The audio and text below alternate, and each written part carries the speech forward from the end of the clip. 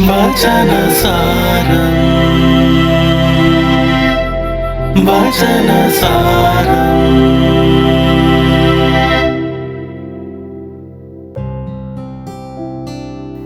വചനസാരത്തിലേക്ക് സ്വാഗതം. 2024 സെപ്റ്റംബർ 30 ആണ്ടുവട്ടത്തിലെ 26 തിങ്കളാഴ്ച നാം ദിവ്യബലിയിൽ വായിച്ചു കേൾക്കുന്ന വചനഭാഗം ലൂക്കായുടെ വിശുദ്ധ സുവിശേഷത്തിലെ 9 അധ്യായം 46 മുതൽ 50 വരെയുള്ള തിരുവചനങ്ങളാണ്. ആരാണ് വലിയവൻ എന്ന തർക്കത്തെക്കുറിച്ചാണ് ഇവിടെ വിവരിക്കുന്നത്. ഇന്ന് സോഷ്യൽ മീഡിയയിലൂടെയും നമ്മുടെ സംസാരത്തിലൂടെയും നമ്മുടെ പേരും പ്രശസ്തിയും ഉയർത്തിക്കാട്ടുന്നതിനു വേണ്ടിയുള്ള ശ്രമം വളരെ കൂടുതലാണ്. അറിയപ്പെടുവാനും അംഗീകരിക്കപ്പെടുവാനുമുള്ള ഈ ആഗ്രഹം മാനുഷികം മാത്രമാണ്. അത് കിട്ടിയില്ല എങ്കിൽ നാം വളരെയധികം അസ്വസ്ഥരാവുകയും ചെയ്യും.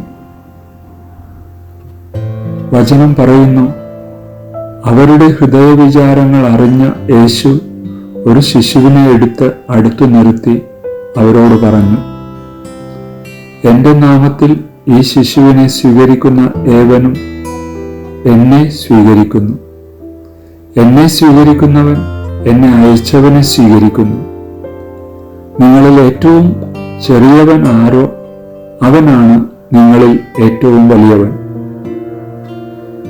ഈ മനോഭാവമാണ് എല്ലാ സന്തോഷത്തിൻ്റെയും ആരംഭം.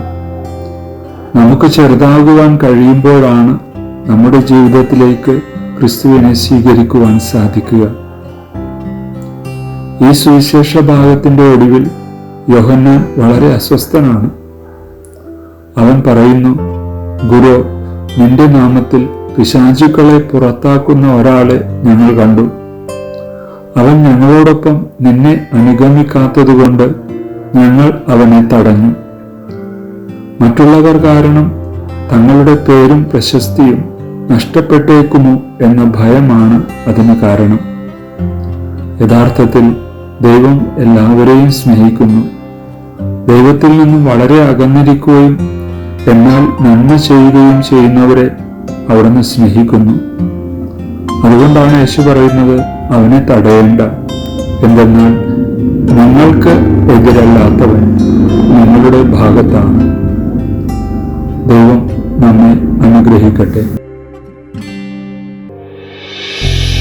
വചനസാരം വചനസാരം.